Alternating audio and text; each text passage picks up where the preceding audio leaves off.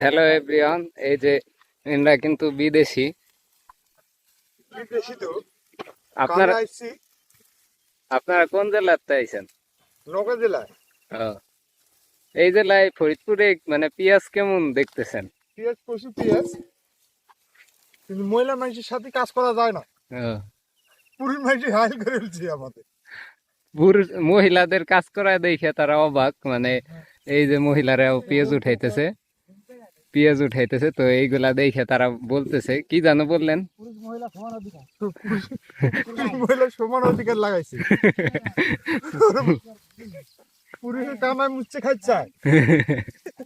হুম, পুরুষ মহিলা সমান অধিকার সেইটা মানে তারা দেখলো যে পুরুষ আর মহিলাদের যে সমান অধিকার শুধু মহিলারা বলে।